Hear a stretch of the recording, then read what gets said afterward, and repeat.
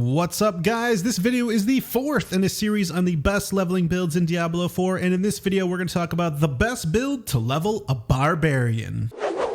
Now, I am super excited for this build. It just fits together so perfectly and is so strong. Look at how fast this Barb drops enemies. But before we start, don't forget I'll be making leveling guides to show which builds make the most sense to level with for each of the other classes too. So don't forget to subscribe if you want to see those. We've got Sorceress left and a bunch of other awesome Diablo 4 videos coming after that. Now, if you enjoy slicing and spinning through enemies in a bloody mess, this is the build for you. Let's jump right into the skills. First off, lunging strike. This thing is amazing. You're just like, whoop-ah! You know, you like lunge forward and just stab them. It's great. This is a ton of damage, and you can make it enhanced lunging strike to deal 30% increased damage and heal you. And then also, more importantly, battle lunging strike. Lunging strike also inflicts 20% bleeding damage over 5 seconds. This build is a bleed build. We've got everything for bleeds. There are so many legendary aspects you can find throughout the world of Sanctuary, guaranteed from dungeons, that really help out a bleed build. Paragon board helps bleed. There's everything you need to make this build amazing. I'm just so hyped for it. Bleed is the way to go.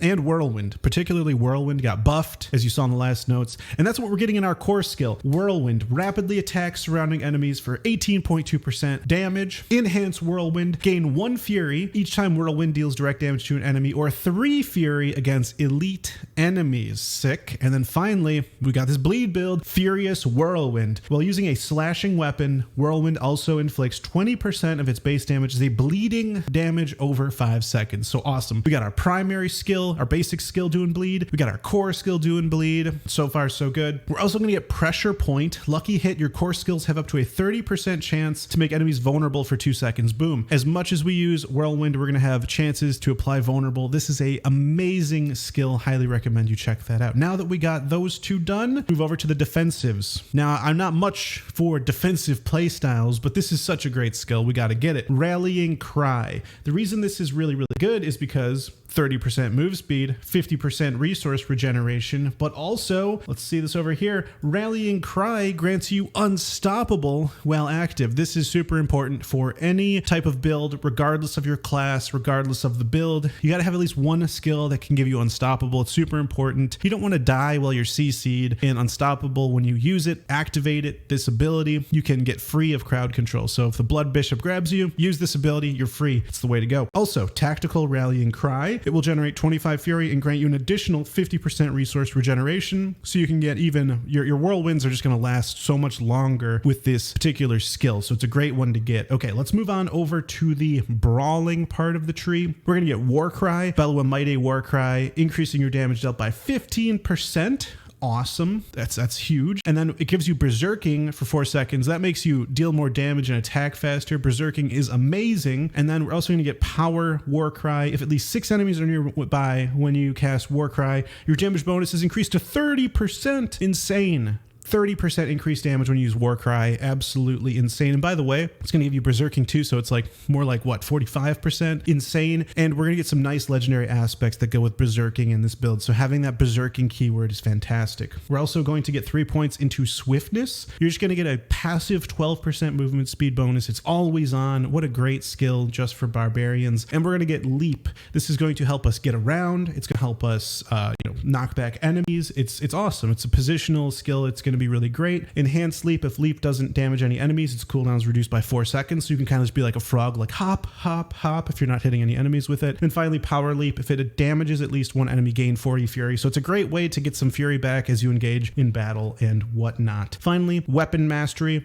3 points in Pit Fighter. You deal 9% increased damage to close enemies. They're always going to be close enemies because literally you're a melee character. And you gain 6% distant damage reduction. That's cool. So when someone's shooting like an arrow at you, it's not going to hurt as much. It's not going to hurt your knee as much. No Mercy. You have 9% increased critical strike chance against immobilized, stunned, or slowed enemies. This is huge because, as we're going to find out very shortly, this build is always going to have enemies slowed, which opens up a ton of really awesome playstyles. If you guys see my previous videos, you know what I'm about to get into. We've got 3 points in Slaying Strike. You deal 22.5% increased damage against injured enemies. That's awesome. It's basically like when they're below 35% health, they're in like this execute phase, and you can just start dealing some extra damage to them. And now one of the most important points of the entire build, hamstring. Your bleeding effects slow enemies by 10%. Boom, there it is. Now we are applying slows throughout all of our abilities. That's a crowd control effect. It opens up the door for so much combos. It also, of course, makes, what's this one? No Mercy. You're going to get that 9% critical strike chance all the time because they'll be slowed. And then we get 3 points into Cut to the Bone. Your bleeding effects deal 18% increased damage to vulnerable enemies. This is good because, as we got in the beginning, our core skills have Lucky Hit to cause vulnerable. Very, very awesome synergy throughout everything we've gone through so far. So excited about it. We've got Call of the Ancients. In my opinion, this is just like the strongest ultimate. Does so much damage. We'll get Prime Call of the Ancients. While it's active, gain 10% bonus attack speed and 10% increased damage. That's huge. Supreme Call of the Ancients. Each Ancient grants additional power. Korlik's going to give you 10 Fury each time they damage an enemy. Talik is going to slow enemies, and Madoc is going to stun enemies. So very, very cool little bonuses there. We're going to also put 3 points into Heavy Handed. While using two-handed weapons, you deal 15% increased critical strike damage. That's awesome. And finally, when we get to our key passive, we've got Gushing Wounds. When causing an enemy to bleed, you have a chance equal to your critical strike chance to increase the bleed amount by 100% of your critical strike damage bonus. In short, this means that your bleeds can kind of like crit, right? It's a chance equal to your critical strike chance, right? So your bleeds are going to crit essentially, right? To increase the bleed amount by 100% of your critical strike damage bonus. So essentially bleeds can crit. And then when you overpower a bleeding enemy, it's going to cause an explosion that inflicts 11% bleeding damage over 5 seconds. That's awesome. And there is some overpower in this build as well. Every character has a 3% baseline overpower if you did not know that. So there you go. All right, now that we've gone through the skills, let's talk about legendary aspects. This is something I'm very excited about because there are so many that fit into this build, and barbarians are special in that they have 4 weapons that you can equip 4 different legendary aspects into. Very, very excited about it. And I gotta just remind you guys, again, when it comes to legendary aspects, you want to look at the ones you can get from dungeons, and it's extremely important that you do this because legendary aspects aren't going to drop like they did during the beta, and so it's going to be very rare to actually find a legendary aspect like that outside of the dungeons. And by the way, when you find a legendary aspect, when you extract it, it's going to be sort of a one-time thing. When you imprint it, you can't imprint it more than once. But these legendary aspects that I'm going to go through are going to go into your Codex of Power, and you can imprint them an infinite number of times, which means that you can continue to upgrade your gear as you level. So I just think it's super important to keep that in mind, which is why I chose these specific aspects for leveling. So I just want to start with the offensive ones. They're just so much fun. Let's start with Aspect of the Expectant. This is a generic one. Attacking enemies with a basic skill increases the damage of your next core skill by 5% up to 50%. So as you use Lunging Strike, your next Whirlwind is going to be stronger. Veteran Brawler's Aspect. Each time a core skill deals direct damage to an enemy, your next Charge or Leap deals 15% increased damage up to 225%. That's huge. We have Leap.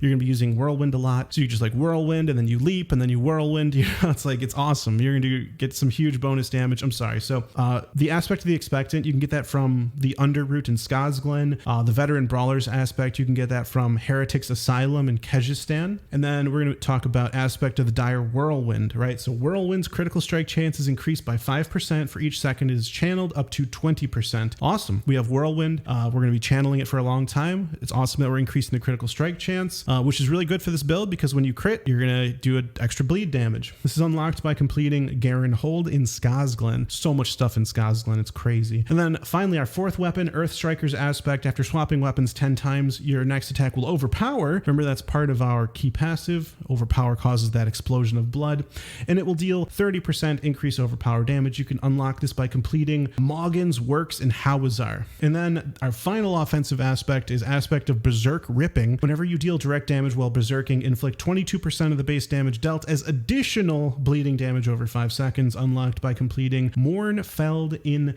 Dry Steppes. Is that Mournfield? Something like that. All right, so those are the offensive aspects. As you can see, they fit the build perfectly. You can find all of them in dungeons. Let's talk about some of the resource aspects. Aspect of Unrelenting Fury. Killing an enemy with a core skill refunds 10% of the base fury cost. Can only happen once per skill cast, right? So unfortunately, not the best, but at least you're getting some fury back every time you use one of your skills. You can get this by completing the Hollowed Ossuary in Fractured Peaks. So you can get that one very early. The next resource aspect is Aspect of the Umbral. This is is probably what you were thinking about once you saw that hamstring ability, that's slow. Restore one of your primary resource when you crowd control an enemy, unlocked by completing Champion's Demise and Dry Steps. You're going to be crowd controlling every single enemy you touch.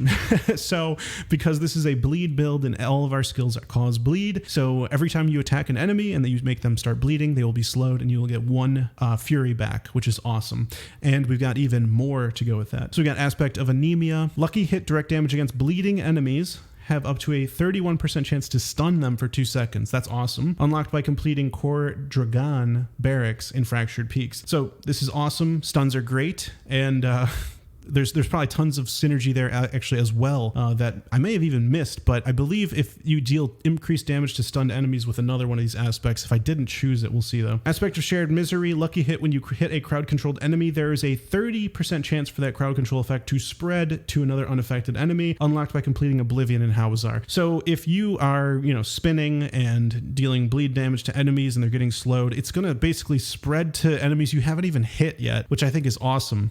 Basically it's going to, every time it spreads, you're going to get extra fury. So it's going to cause your fury regeneration to basically exceed the rate at which you're even making enemies slowed by making them bleed, which is crazy. It's awesome. Iron Blood aspect. This is our defensive aspect. Gain 2% damage reduction for each nearby bleeding enemy up to 10%. Very nice. Perfect for our bleed build. Unlocked by completing Forgotten Ruins in Kyrgyzstan. And our other defensive aspect of Might. It's generic. It's in almost every build. Basic skills grant 25% damage reduction for 4 seconds, unlocked by completing Dark Ravine and Dry Steps. Everyone's going to be spamming Dark Ravine. I can see it already. It's in like every build. Okay, and last, our mobility aspect, Wind Striker. We've got a lot of crit in this build. We want lots of crit in this build because bleeds can basically crit in this build. Critical strikes grant 8% movement speed, and it is unlocked by completing Shivta Ruins in Kyrgyzstan. Very, very exciting build.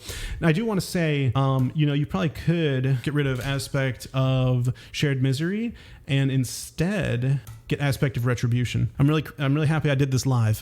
Basically did not plan to show you this, but Aspect of Retribution makes it so that distant enemies have a 15% chance to be stunned for 2 seconds when they hit you, and you deal 30% increased damage to stunned enemies. 30% increased damage to stunned enemies. And you can get this from the Abandoned Mineworks in Kyrgyzstan. This might actually be even better because direct damage against bleeding enemies have a 31% chance to stun them for 2 seconds, and here you deal 30% increased damage to stunned enemies. OMG. That's amazing. I think this is better than Shared Misery because you're going to be putting slows on anyways. So what if it's a little slower? Yeah, I think this is the way to go. This is insane. And then finally, let's talk about the Paragon board. I got something really awesome lined up here.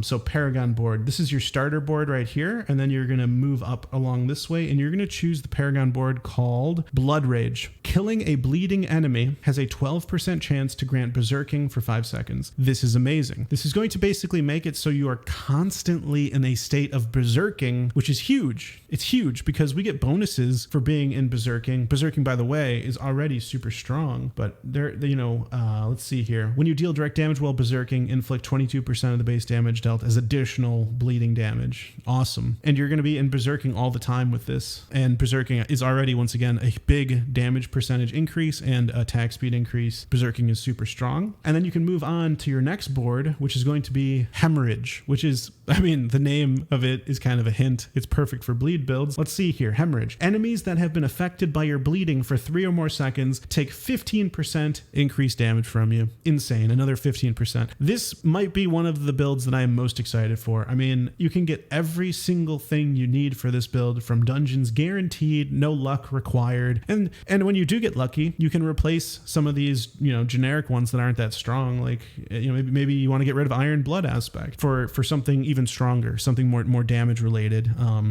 There's stuff out there, but what an amazing build, guys. Let me know what you guys think about this build in the comments. I'm super excited for it. And if you guys haven't already, don't forget to click that like button if you enjoyed this and subscribe for more awesome Diablo 4 content. If you haven't seen my other leveling videos, they are shown on the screen now. Go ahead and give them a click and I will see you there in just a second.